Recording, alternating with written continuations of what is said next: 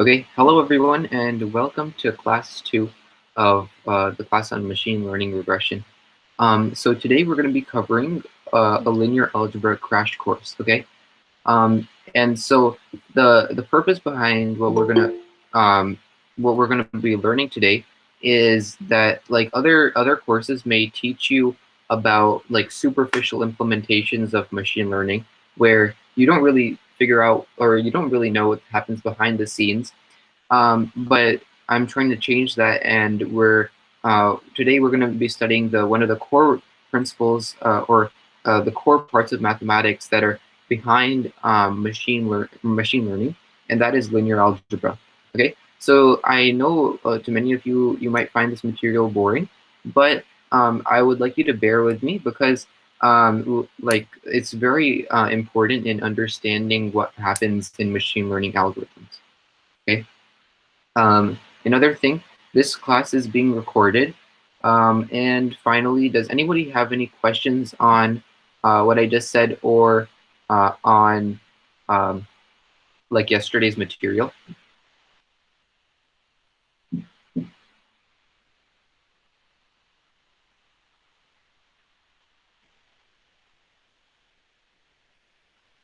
Okay. Um, then we can get started with the presentation. So we might run a few minutes over, maybe 10, 15 minutes over the over 4 o'clock. And we are going to continue into tomorrow. So there's a lot to cover for linear algebra. So let me go back to this part. So yeah, as I said, we're going to be covering linear algebra, but within linear algebra specifically, we'll be covering the definitions of a vector in 2 dimensions. And then so like vector addition, scalar multiplication for vectors, dot product for vectors, right?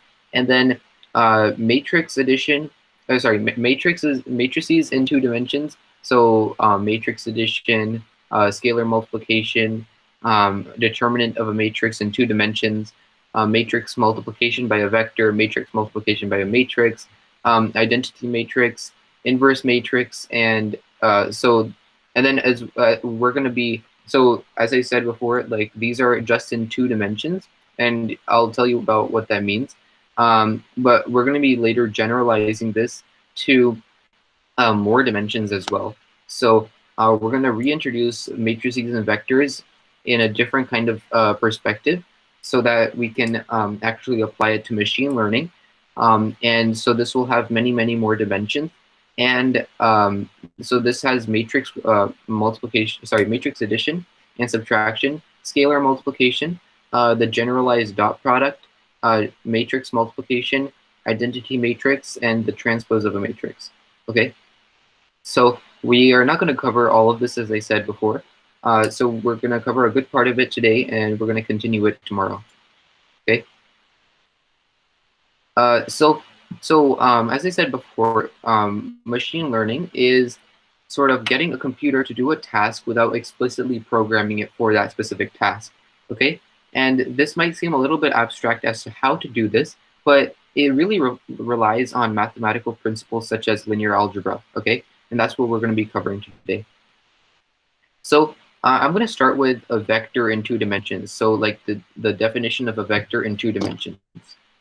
Okay, but first we have to look at the coordinate plane to get some intuition on what this idea is. So consider this point x comma y. So any arbitrary point x comma y. I want to know what the point I'm going to end up at once I move my point x comma y 5 units to the right and 4 units down. Okay, so I'm going to move it 5 units to the right and 4 units down, right?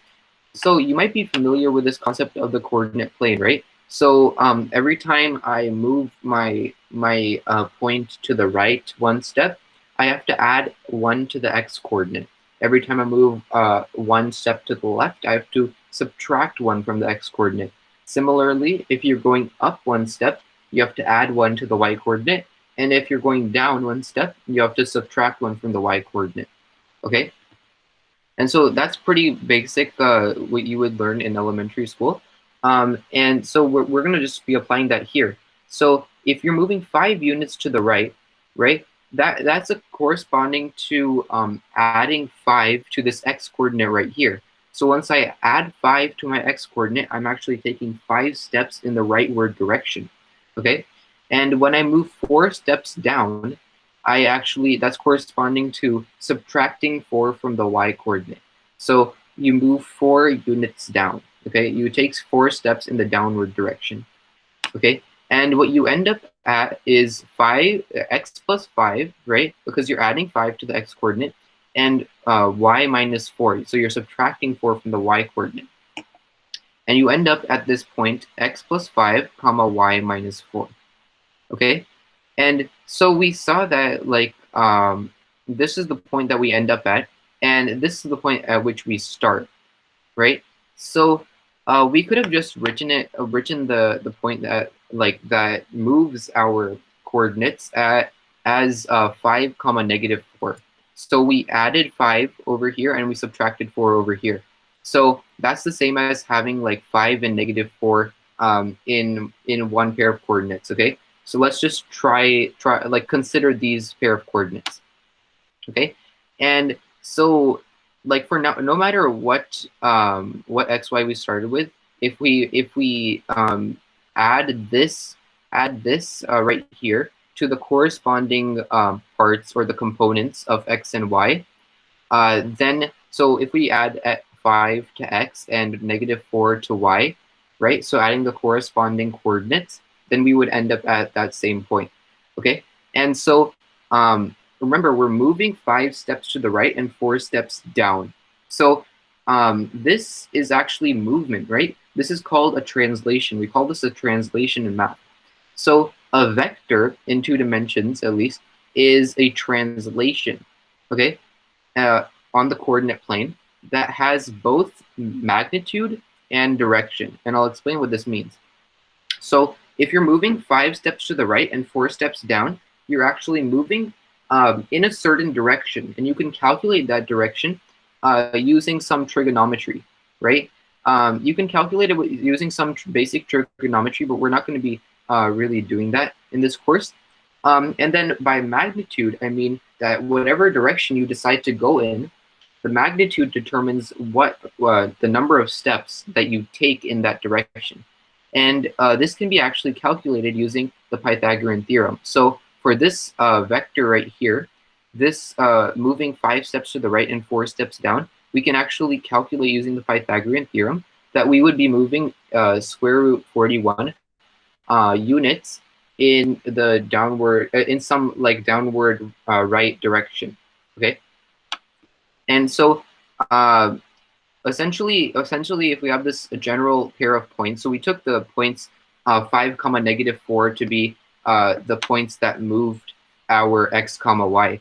But if we take generally, instead of 5 comma negative 4, if we take a comma b and we add this to x comma y, the corresponding components or the corresponding coordinates, then we get x plus a comma y plus b. And this makes sense because a is the amount that you're moving your original point by on the x-axis. So you're moving a to the, so you're moving a in the right or left direction, okay? And then after that, you're moving b in the up or down direction, all while starting at that original point x comma y. So you move a in the, say, rightward direction, and then from there you move b in, say, the upward direction, okay? And so this is how vectors work. And we would denote a vector a comma b as, we would denote a vector a comma b as a and b, and we would put them in like parentheses, one on top of another, okay? And we can actually put x comma y in terms of a vector as well, because if you think about it, a vector is moving from one point to another point. So if we actually start from the origin, so actually let me talk over here for a second.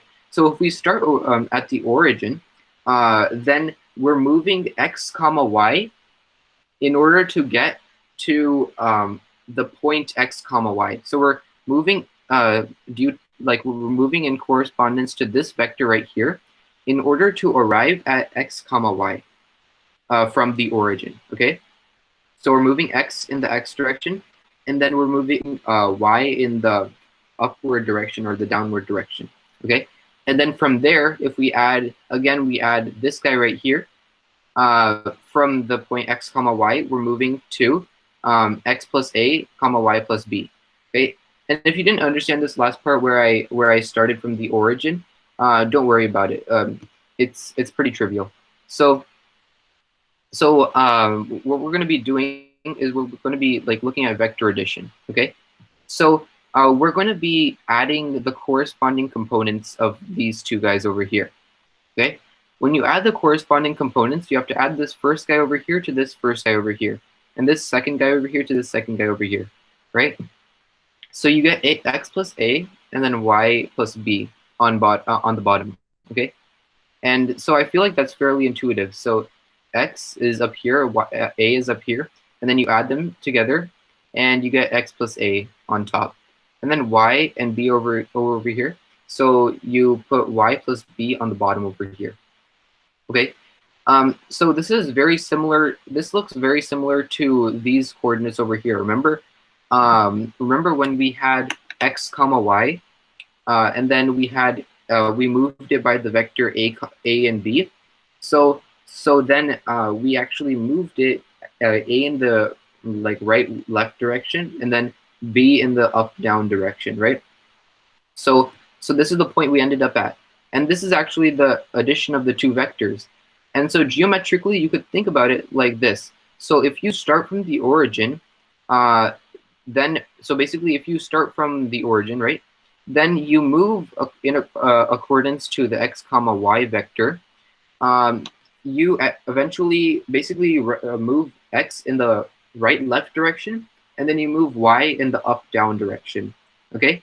And what happens is that you actually end up, because you start at the origin, which is 0 comma 0, and then from to 0 comma 0 you add x comma y, and then you get to the point x comma y.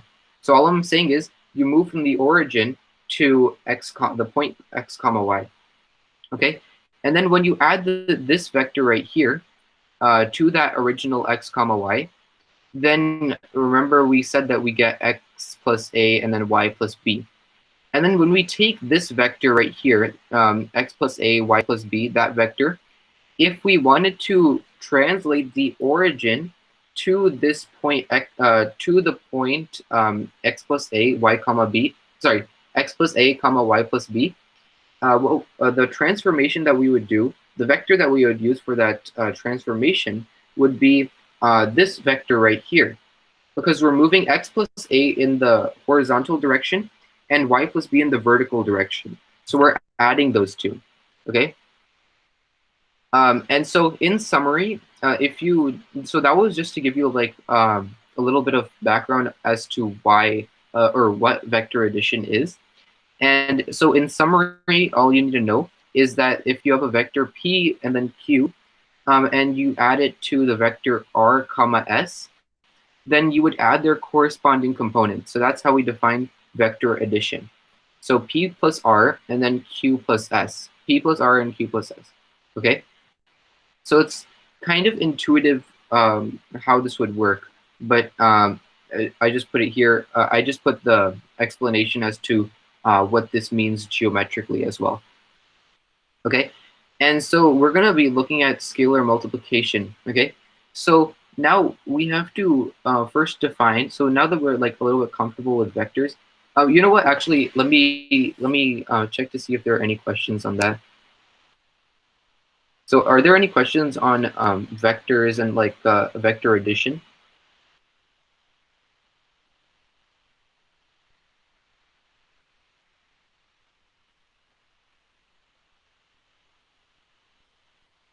Okay, so I am going to now move on. I assume that you understand it. If you don't, you can just tell me right now, or you can put it in the chat.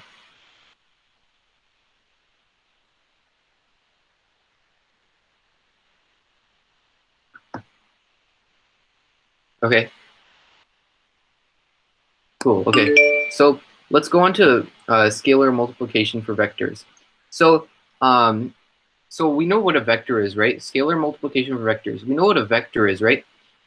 We don't know what multiplication is in terms of vectors just yet, but we do. Well, like what we want to find out right now is what a scalar is. Okay, so we're going to be focusing on what a scalar is, and all a scalar is, it's just a real number. Okay, and if you've studied algebra or number theory, uh, algebra and number theory focus only on scalars. Scalars are numbers like 1, 2, 3, pi, I don't know, the square root of 2, like 1 million, 0, -1, right? Every single real number that there is, okay? That's what a scalar is. That's all a scalar is, okay? And so now we're going to like cover scalar multiplication. And this is something that we sort of define. It also has some like geometric properties as well. So we're going to be going a little bit into that too. So scalar multiplication, what you do is you multiply a scalar for a real number, right? The numbers that you and I are familiar with in everyday life, like 2, by a, like this vector right here. If we have this vector right here, a and b, then when we multiply 2 by a and b, we get 2a and then 2b. So we just multiply 2 by every single component over here. Okay, so we multiply 2 by both of those components. So 2a and then 2b, and we would write that in terms of one vector. That's all scalar multiplication is. You just multiply every single thing in that vector by that scalar, or that real number, right? And it turns out that, so we talked about vectors having some magnitude. So vectors are translations which have both direction and then magnitude. So the direction is what direction the translation is in, and the magnitude is how far you go in that translation. Okay, so it turns out, and you can use the Pythagorean theorem to prove this, that 2a and then 2b, that vector right there actually has twice the length or twice the magnitude as the original vector a and b. Okay, so once you multiply a vector by a scalar, it actually like expands or contracts by that multiple. Okay, so I think that's pretty cool. Okay, and the handout that I'm going to give you today. So these slides are actually screenshots from a handout that I made. So I'm going to give you that handout, and that handout will have some practice problems, so you can practice scalar multiplication or prove this that this is true. Okay, and I'll give that on Google Classroom. So if you're not joined already on the Google Classroom, make sure you join. There are some like review questions there as well, so make sure you do all of those things on Google Classroom. Okay, that's where I put everything. So now we're going to be moving on to the dot product. Okay, so the dot product is essentially just like basically if you have two vectors, right? The dot product is the sum of the product of the corresponding components. Okay, and that might seem a little bit hazy to you because we haven't done a real example yet. So let's try the dot product of 3 and 4 and 6 and 10. Okay, so what we would do in finding the dot product of two vectors is first we would multiply the two vectors over, the two components over here, and then we would multiply these two components over here. So the corresponding components, we just multiply them together. Okay, and then basically we get 3 times 6 is 18, and 4 times 10 is 40. And so to take the dot product of these two vectors, we have to just add those two. So we have to add 18 and 40, and we get 58. Okay, so it's not too abstract. It's still it has a lot of geometric significance as well, but we're not going to be going into this because it's a little bit too complex and out of the range of this course. And so, but all you need to take away from this is the definition of the dot product. Okay, so what we do is we multiply the corresponding components We just multiply them, and then we add those results. Okay. And so this is actually really helpful in terms of, so we're going to be looking at this example now. Okay. So right here I have 3x plus 4y equals 5. So this is like the equation of a line. Yesterday I told you about the equation of a line was y equals mx plus b. But this is another form of a line. Like this is just the same thing written in a different way. 3x plus 4y equals 5. Okay. So that's an equation of a line. And we can actually express this in terms of a dot product. So as you can see, this guy right here, 3x and 4y are both products. So 3x is the product of 3 and x, right? 4y is the product of 4 and y, right? And right here is the addition symbol, right? So we're adding the product of two, so we're adding two products, each of which is a product of two numbers, right? So that really looks like a dot product to me. Because if you see like over here, right? So we multiplied these two, it became 18, right? Then we multiplied these two, and then we added them. So 18 plus 40, right? 18 plus 40. 18 is the product of 3 and 6. 40 is a product of 4 and 10.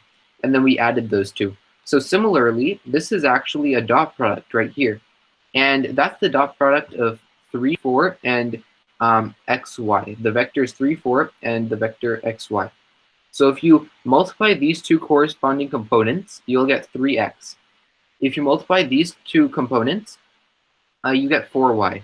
And then when you add them together, as per the definition of the dot product, you get 3x plus 4y, okay? And that is what we started with, right? This is the left-hand side that we started with, okay? So we can actually write this as 3, 4 times xy equals 5. So that was our original equation, okay? So dot products can be pretty helpful in expressing linear functions, okay? And we can actually expand this. Remember yesterday we talked about more features in our data or higher degree features. So we just raise each feature to a certain or a certain number, and we sneak it in as one feature. So if you remember that, then you can actually say, instead of x, I could have taken, you know, x squared, or instead of y, I could have taken y squared or xy, right? We could have sneaked in features over here, and that would have, when we expand the dot product, this would have reflected on the equation of that line, okay? So that's, I mean, I think that's pretty cool, where you can just sneak in new features to that, okay? So this is kind of like important in machine learning, and we'll be discussing like a generalized form of this. But now, now that we have a little bit of knowledge about vectors and how vectors work, we're going to be covering. So these are some problems. These are the problems that you'll find on the handouts, and those are the problems that I made. And so now we're going to be covering the matrix. So now that we're a little bit comfortable with vectors and we know a little bit about you know, vector addition, vector scalar multiplication, and so on, we can cover the matrix. Okay, the matrix in two dimensions. And so the matrix is actually very similar to a vector, but I'll be covering that as soon as I check to see if anybody has questions. So does anybody have any questions?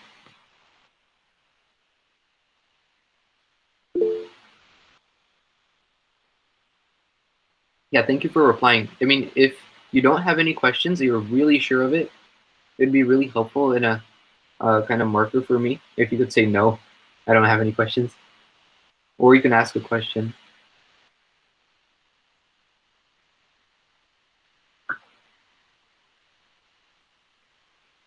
Okay.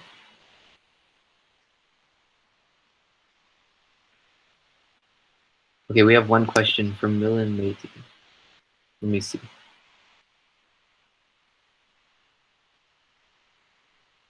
So, okay, so for the dot product, doesn't the number of columns have to be equal to the number of rows? No. because we're only dealing with two-dimensional vectors. So you literally have only two components.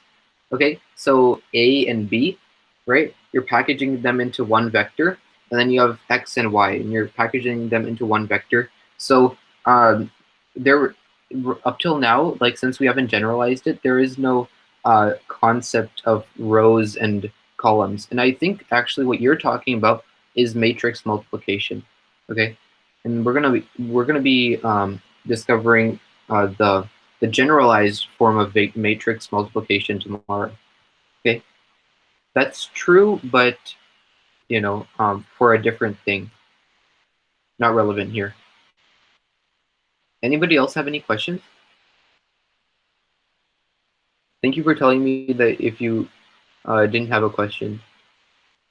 Gives me some reassurance. Okay, I think I'm gonna just go on now. And if you have a question, stop me at any time. So, yeah, so I introduced what a matrix was, but not really like definition-wise. So, a matrix is like you get a matrix when you put multiple vectors together. So you just put a vector, and then you put another vector, and then you put another vector, and then you put another vector. So you put these vectors together, and you actually end up with a matrix, right? And you package them all into one. So you don't. So before we had, for example, over here, right? Let me see. Over here, there are parentheses around the vector, right? But once you put them together, you just remove those parentheses and you put big parentheses around the whole thing, right? So that's literally all that matrices are, okay? But matrices are very, very useful in terms of machine learning, computation, right? They really, really speed things up, okay? And they're very, very efficient for handling data and such, okay? So we're going to be looking at matrices in 2 dimensions right now, but we'll be generalizing that to any number of dimensions later, okay?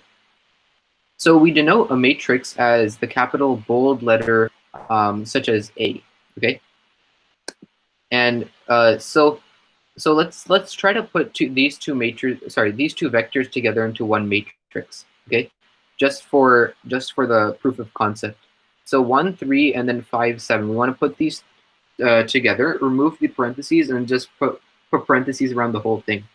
So that's all we do. We just have 1, 5 together in one row. Okay, over here 1, 5 in one row, and then 3, 7 in another row. So 3, 7 in another row.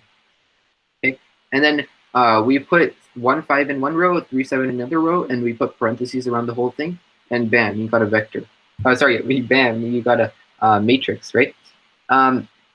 Yeah, so however, we said that we could put more than, so if you see our definition, right, over here, I believe, yeah, so when we put multiple vectors together, right, so that's the definition of a matrix. So we can actually put together, that means that we can put together more than just 2 vectors. We can put together 3. So let's try putting 3 vectors together. So when we put 3 vectors together, right, we have to just put 2 next to 15 next to -1 in that order, right? We can't switch the order, okay?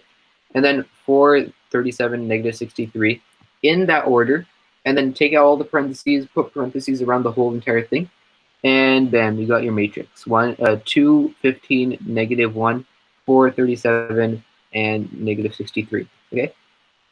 So this is a little bit different. So this matrix right here looks a little different from this matrix right here. And you might be thinking, or you might already know, that that's because of there's only 2 matrices, there's only 2 elements in this row right here. Whereas in this row, there's 1, 2, and 3 elements in that row. Okay, and so we can find the number of rows and the number of columns in a matrix by finding its dimensions. And we define the dimensions of a matrix to be the number of rows in the matrix multiplied by the number of columns. Okay, so right here, number of rows would be 2, right? So there's only 2 rows over here. However, we have 3 columns, 1, 2, and 3. Okay, we have 3 columns, so this would be a 2 by 3 matrix. So 2 times 3, like that. But you don't. This is not 6. Okay, these are the dimensions. They're meant to be separate. Okay, we don't multiply them. Okay, and so if you have, like, for example, in the last problem, we had 2 elements in the row. So let me go back over here. Over here, we have 2 elements in each row, and we have 2 rows. So since we have 2 rows, 2 is our first number. And since we have 2 columns, right? Columns are the ones that are vertical. And those we have 2 of, right? So we have 2 of these and 2 of those. And that becomes 2 times 2. Okay, not 4, just 2 times 2. Okay, 2 by 2. 2 by 2 matrix, right? We would call it a 2 by 2 matrix. Okay, and yeah, so we're going to be majorly focusing on 2 by 2 matrices in this section. Okay, so let's start with matrix addition. We can define matrix addition as if we have 2 matrices, then similar to vectors. Remember, so basically over here, if you remember, like vector addition, we just add the corresponding components of the vectors. So in matrix addition, it works in exactly the same way. So you just add the corresponding elements of the 2 matrices. Okay, and so for this example right here, we would have 12, 26, 5, negative 7, 54, 34, negative 12, negative 8.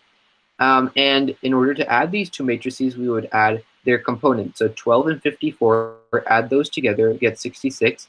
And then, for example, 5 and negative 12 becomes negative 7. So 5 plus negative 12 is negative 7. Negative 7 plus negative 8 is negative 15. And 26 plus 34 is 60. Okay? So that is how you do matrix addition. So you might remember that we also have another thing with vectors called scalar multiplication. So this is actually also there in matrices. So in matrices, you have so basically by definition, we would say scalar multiplication works as follows. So we can multiply a matrix by a scalar by multiplying every single element in that matrix by the scalar. Okay, so we'll try an example of this. So negative 51, 141. Oh, sorry. I read out the solution, but we're trying to compute 3 times negative 17, 47, negative 99, and negative 65. Okay, and in order to multiply 3 by this matrix, we would multiply 3 by each of the elements in this matrix. Okay, so 3, for example, 3 times negative 17 is negative 51. 3 multiplied by negative 99, negative 297. Okay, and so on. And so yeah, so that is the definition, or that's how we do scalar multiplication. And hopefully you understood that, because it's pretty simple. Because for matrix addition, what you would do is you would add the corresponding components, or add the corresponding elements, and then for scalar multiplication, you would just multiply every single element by that number. Okay. And there's something that I actually forgot to mention about matrix addition. You can only add 2 matrices if they have the same dimensions. Okay, so you can add a 2 by 2 and a 2 by 2 matrix, right? So as we did over here, you can add a 2 by 2 and a 2 by 2 matrix, but we can't add a 2 by 2 and a 2 by 3 matrix. So if you can visualize that with me, there's like, for example, if we had a 2 by 3 matrix instead of a 2 by 2 one over here, there would be another column over here with 2 numbers. And so by the definition of matrix addition, we have to add the corresponding elements, right? But like, how do we know that what the corresponding elements for these 2 new elements are? So that's in essence why you have to have the same dimensions for matrix addition to happen. Okay, so otherwise you wouldn't have any corresponding elements to add. Okay, it's as simple as that. Okay, so we covered scalar multiplication. And before we go on to the determinant of matrix in 2 dimensions, I want to ask if you had any questions on that. It works in the same way as vectors. So if you understood one, then you understood the other. Yeah. Okay. Cool. Cool. Thanks for the Thanks for the head up.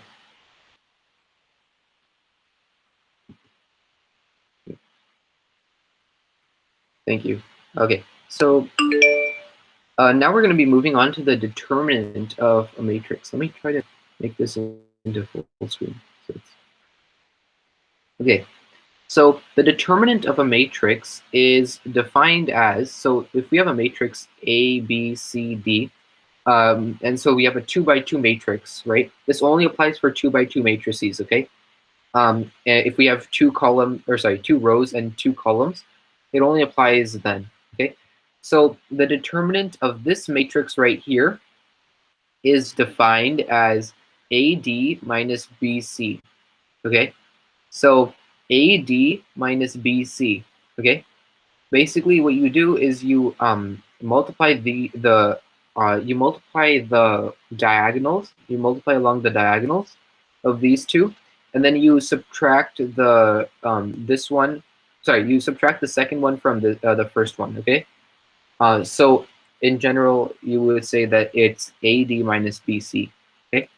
And we denote this in terms of like the notation would be so the determinant of A, B, C, D would be A, B, C, D with these sort of bars around them.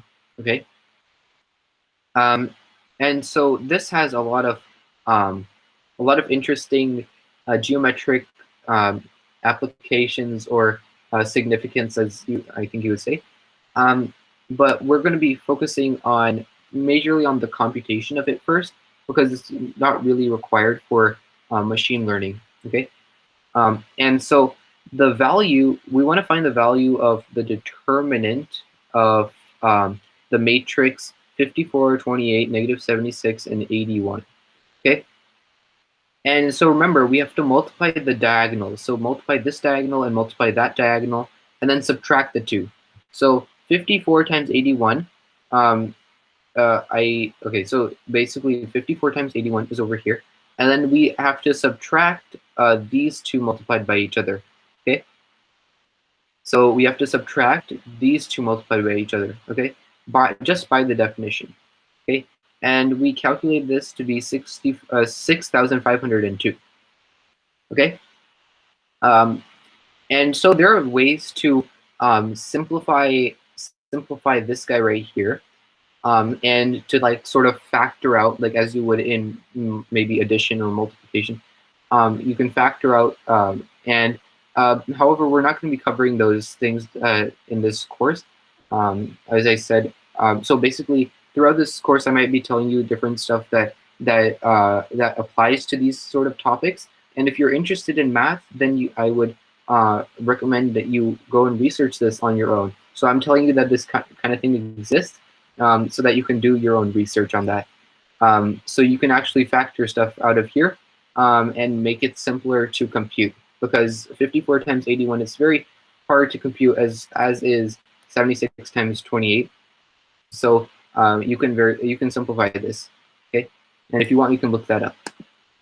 But for now, we'll be going on to matrix multiplication by a vector in 2 dimensions, okay? So we can perform another operation. This is called multiplication.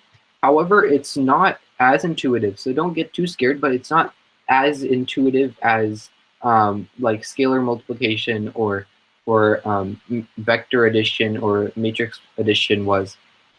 Okay, so we're going to be looking at how this works.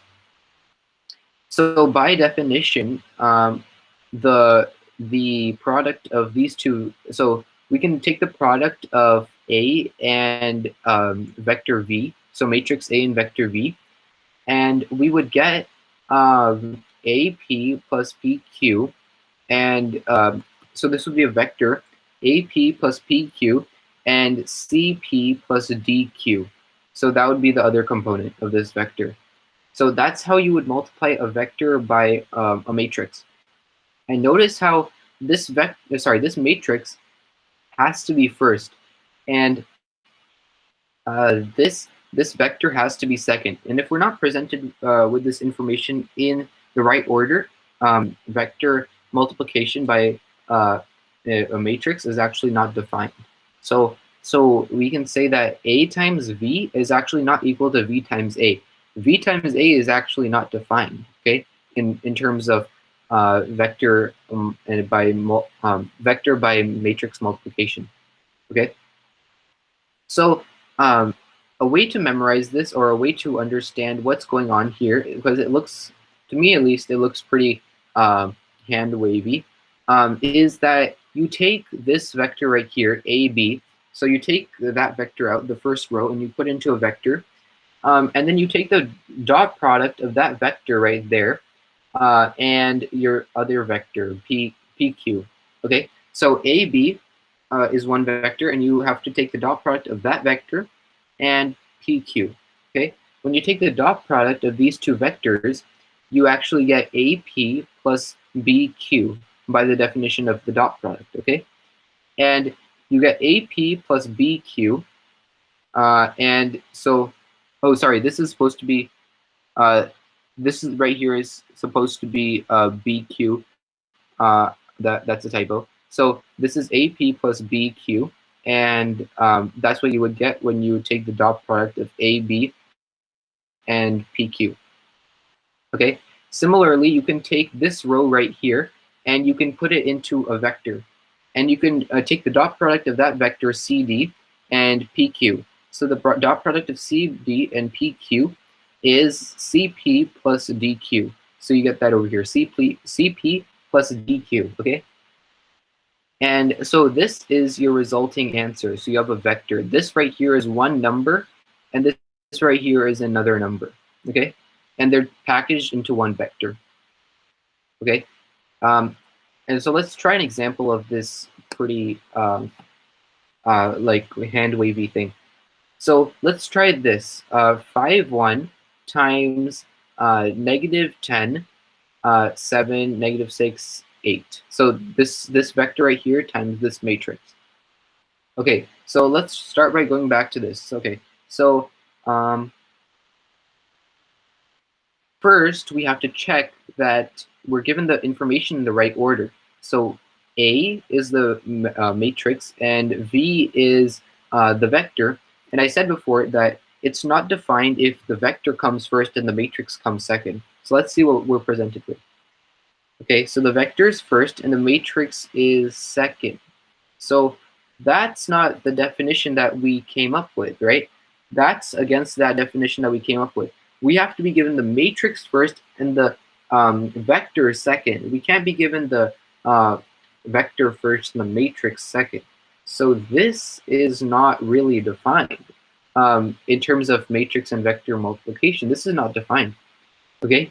So we have to always check that we're given the information in the right order, and you have to check the dimensions of every sort of linear algebra tool that you're working with, especially in machine learning algorithms, to make sure that your code is running correctly. So in machine learning, so many times you'll get an error, and many times, actually a whole lot of times, that will be due to the dimensions of the things that you're multiplying, and it may not be defined.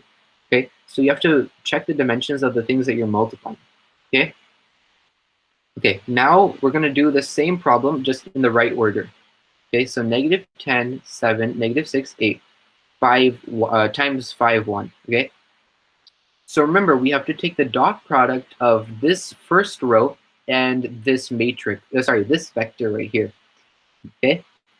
-10, 7. We package that into one vector. and we multiply that by 5, 1, okay? When I say multiplied by, I mean the dot product, okay? And in the dot product, remember, we have to multiply the corresponding components and then add the product of these two second components, okay? And what you actually get is negative 43, okay? And then, so that becomes the first component in our answer. And the second component we get from multiplying negative 6, 8 by 5, 1. So we package negative 6, 8 into a vector and 5, 1 into a vector, and we take the product or the dot product of these two right here. And we get negative 22. Okay? And this is our second component in our answer. Okay, so the first component we found was negative 43. Second component was negative 22. Okay? Actually, before we go here, I want to check to make sure. I want to see if you guys have questions.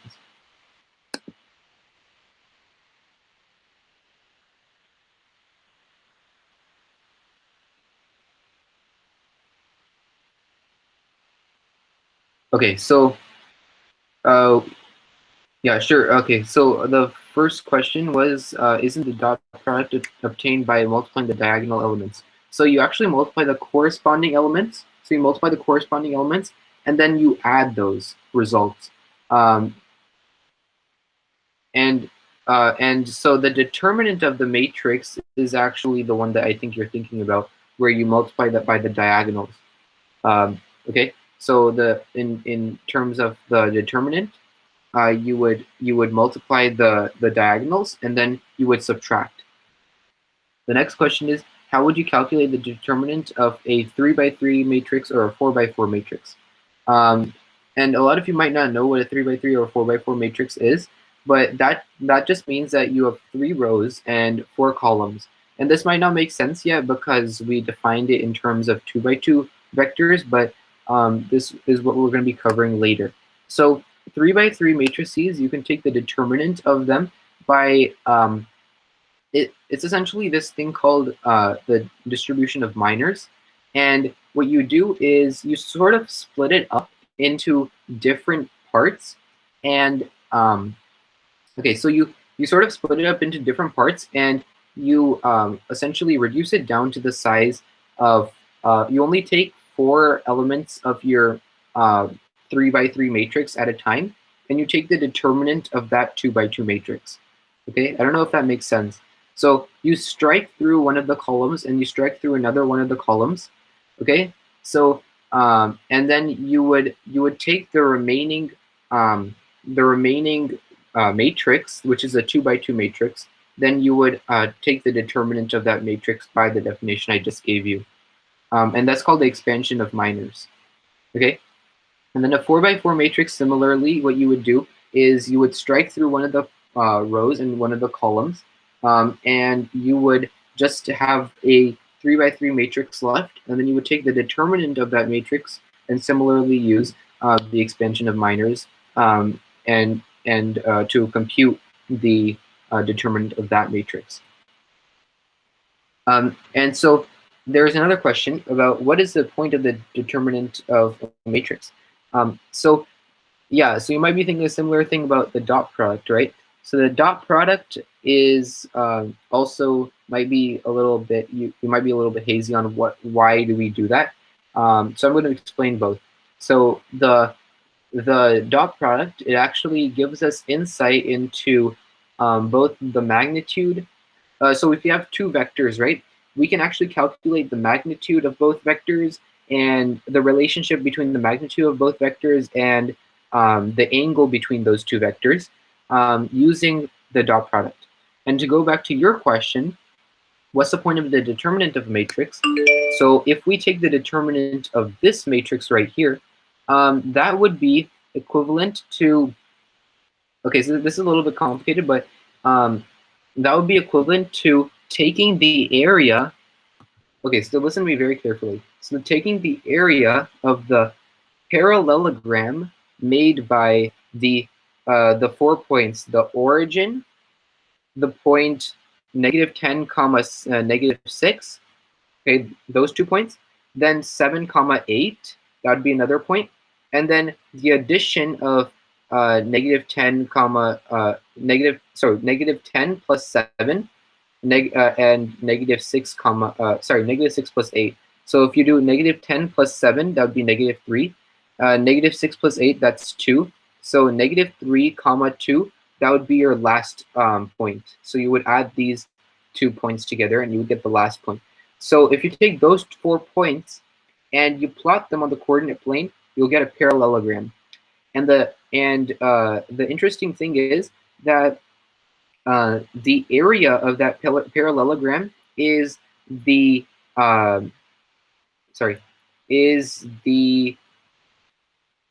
determinant of the matrix. So and is calculated by this right here. So the with those 4 points, if you take a parallelogram, the determinant of the matrix calculates the area of that parallelogram.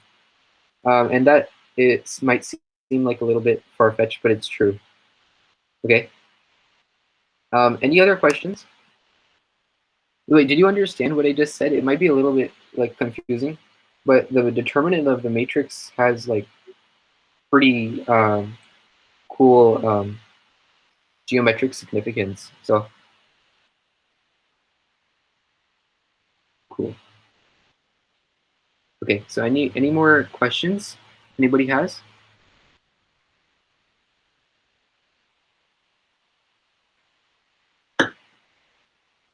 Okay, so we have only a little bit of time left. Okay, I'm gonna try to finish. Let me see.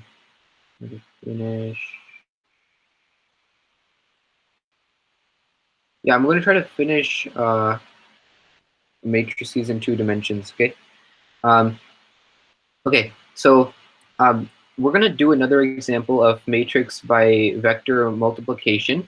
So when you do we're gonna do the multiplication of the matrix 2, 4, negative 1, and 6, and we're gonna multiply that by the vector x comma y. So we've been fooled before. We've been given the vector first and the matrix second, so we just want to make sure that we're given the information in the right order so that matrix multiplication by a vector is actually defined in this instance. So before computing anything. Okay, so we're given the matrix first and the vector second. So by our definition, this should work. This multiplication should work. Okay, so let's try it. Let's take the vector 2, 4, and x, y. If you take those 2 vectors and you take the dot product of them, you will get this right here, 2x plus 4y. Okay, that's pretty easy to determine because you just multiply 2 by x and you multiply 4 by y and you just add those 2. Okay, and similarly, you do the same thing for negative 1 and 6. So negative 1 and 6, you package them into one vector right there. You do the dot product of that vector and xy, and then you basically multiply the corresponding components and you add them together. Okay, and so you would get negative x plus 6y. Okay, so and now so this is our answer for the first part. And now the problem is asking us to set our answer to 2, 5, and then solve for x and y. Okay, so let's set this equal, right? So let's set this matrix right here that we just found equal to 2, 5. Well, this is a vector right here on the left, and on the right we have a vector over here as well. So if we have 2 vectors that are equal to each other, it's kind of obvious that each of their components would also be the same. So we have to have that 2x plus 4y has to be equal to 2. And negative x plus 6y has to be equal to 5. And that's because they're corresponding parts of 2 vectors that are equal to each other. Okay? And so we get 2x plus 4y equals 2. So that's our first equation right here. Negative x plus 6y equals 5. That's our second equation right here.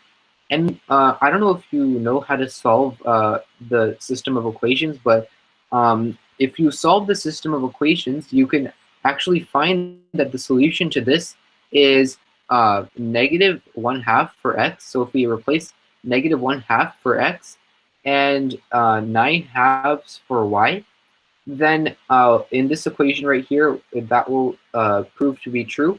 And similarly over here, if we replace the values of x and y, we will get another true statement.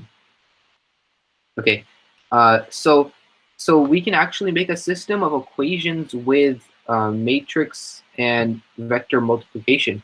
So that's also kind of interesting, and that's also very helpful in the intuition behind machine learning. Okay, so we're going to be doing matrix by matrix multiplication in 2 dimensions.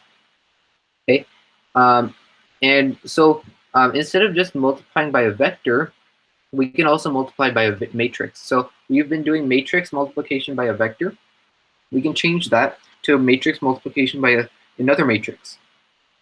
So we have to remember we have to have first we have to have the matrix and then the vector in matrix and vector multiplication, right? So first the matrix and then the vector, and if it's the other way around, it doesn't work.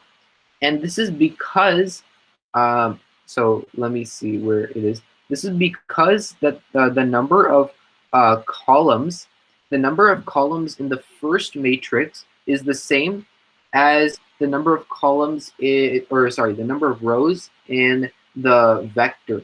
Okay, so so basically, if we're able to do these two, if we're able to multiply these two, it's because we're able to take the dot product of 2, 4, and xy. So that must mean that the number of columns over here has to be equal to the number of rows over here. Okay, so the number of columns in the first entity that we have has to be equal to the number of rows in the second column over here, or the second entity, whatever it is, over here, right? And so the same thing applies for matrix multiplication. And so if we have two matrices, A and B, let's let that like the columns of B. So the columns of B. Remember, we defined a matrix as multiple vectors just put together into one matrix, right? So if you take B to be the B1 to be that first matrix, B2 to be the second matrix, B3 to be the third matrix. Vector. I mean, that's making up the matrix B, right? Then you take all of these guys right here. They're all vectors, which you're stringing together in order to get your big vector B.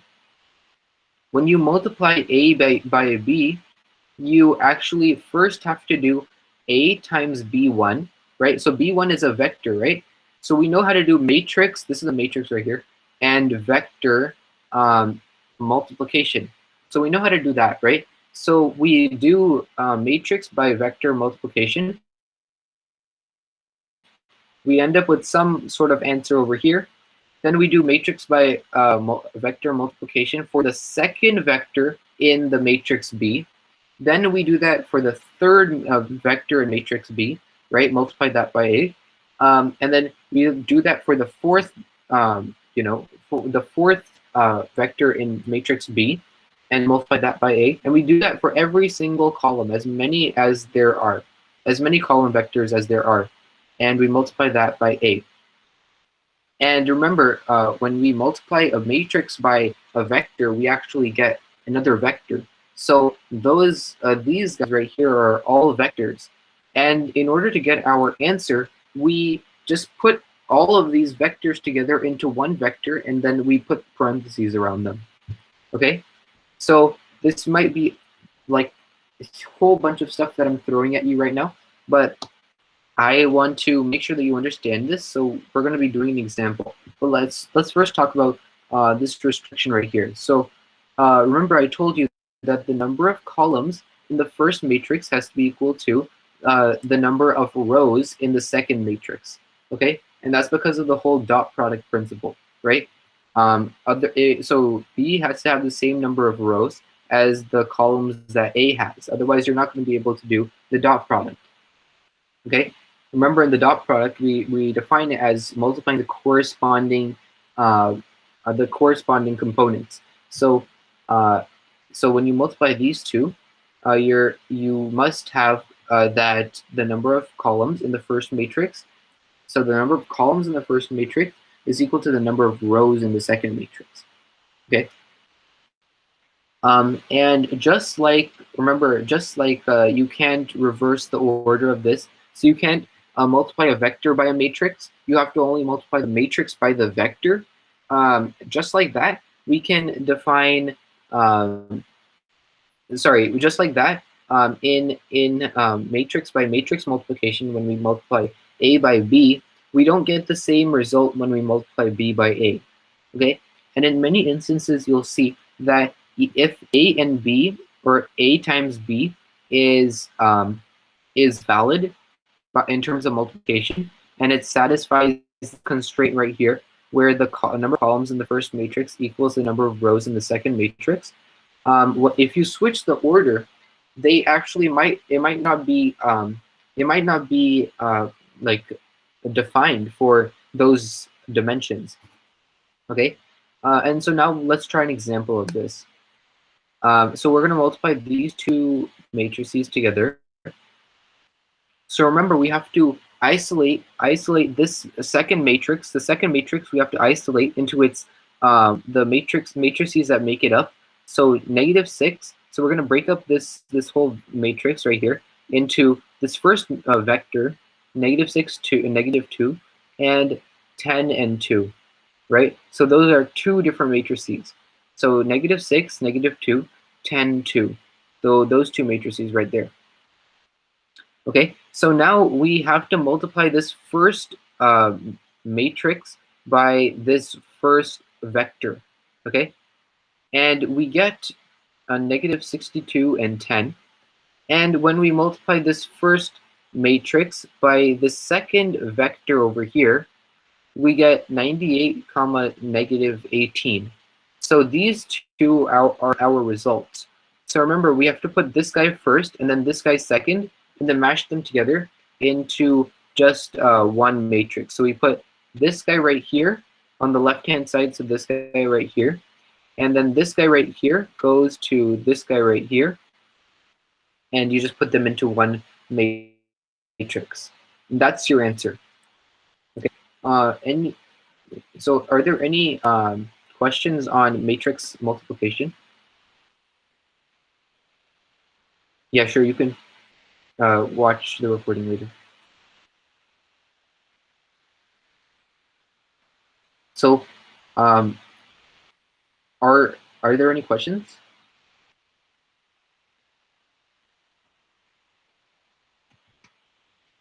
Okay.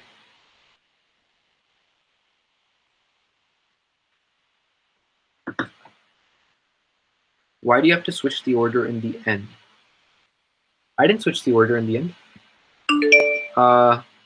So -62, 10 just becomes on the left-hand side, and 98, -18 comes on the right side over here. So this is on the left, this one is on the right. So does that answer your question, or? Oh, okay. This is a miscommunication. Okay. Any other questions?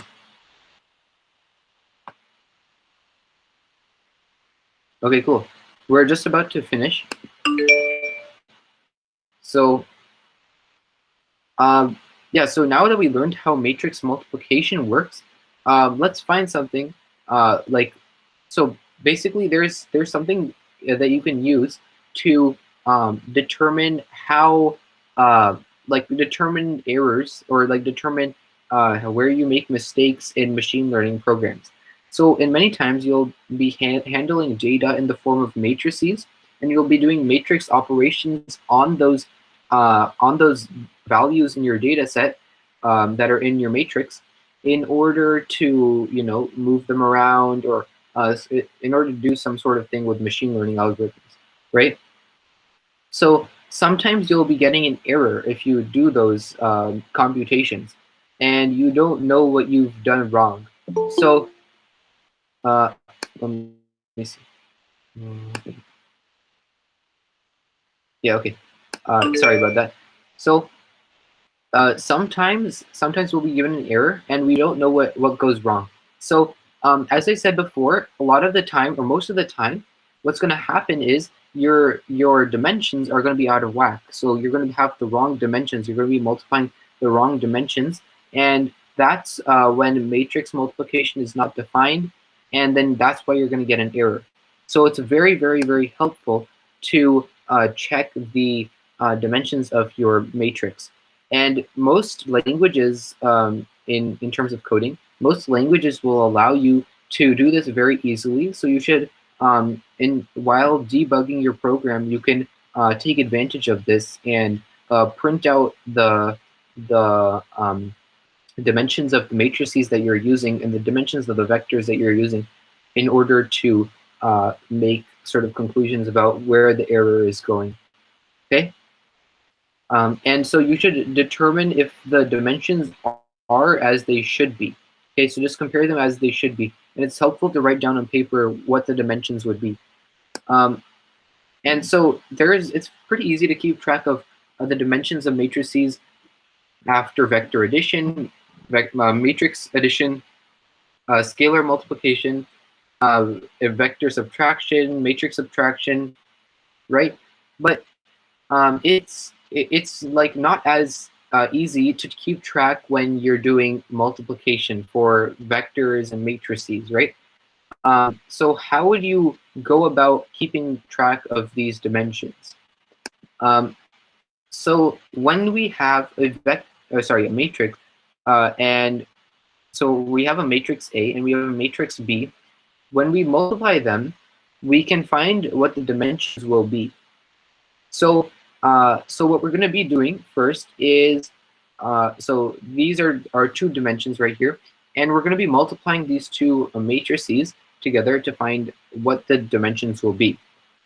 Okay, and so what remember that restriction in matrix multiplication, right? That the number of columns in the first matrix has to be equivalent to the number of rows in the second matrix, right? So the number of columns in the first matrix, as given by the dimensions of A, are remember the dimensions of A are just the number of rows by the number of columns, right? So the number of columns in the first matrix, n, has to be equivalent to the number of rows in the second matrix, which is, as it turns out, p. So n has to be equal to p in order for us to be, in order for this to be defined, okay? And so after that, what you can do is when you multiply, and so p just becomes n. So this is an n by q matrix, right? When you multiply an m by n matrix by a n by q matrix, you have to first separate those out, this matrix B, out into its corresponding vectors, right?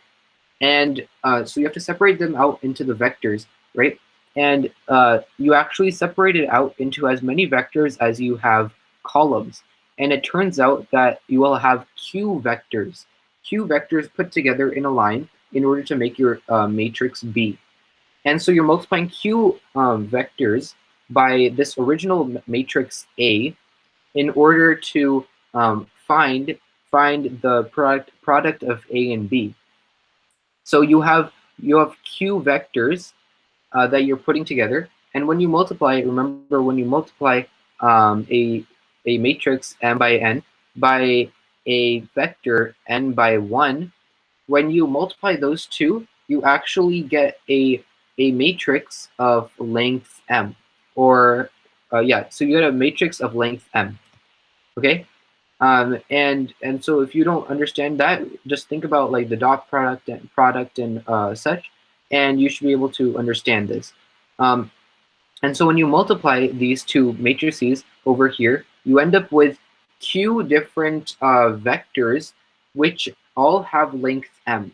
So the number of rows that you will have in your resulting product will be m. So because it's made up of q vectors that have length m, so the number of rows will be m, and then you have q of those vectors, so you'll have q columns, and so you'll have m rows, q columns, and you'll end up with the dimensions of m by q.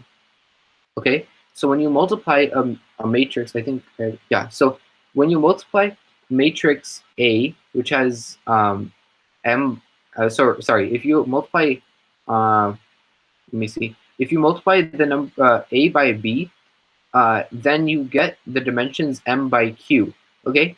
And m is the number of rows in A, and q is the number of columns in B, okay? So those are the dimensions of your product, okay?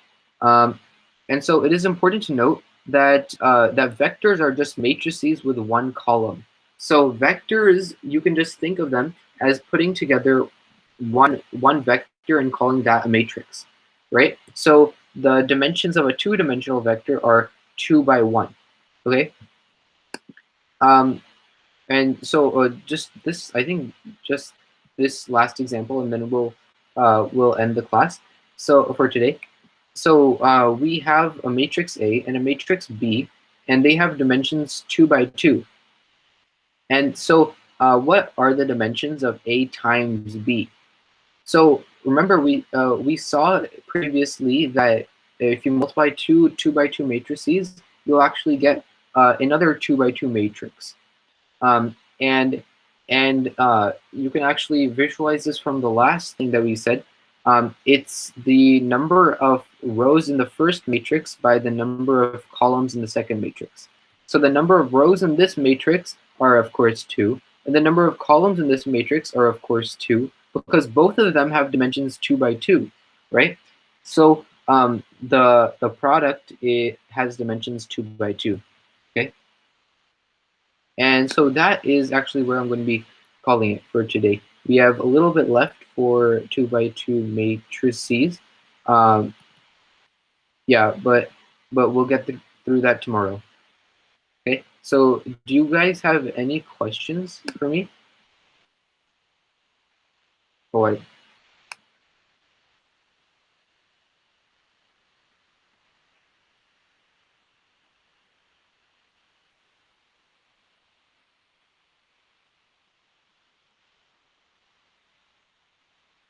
cool. Okay, so I feel like a lot of people don't have questions. If you do have questions, you can stay behind. Otherwise, you can leave. Thank you for coming. Bye.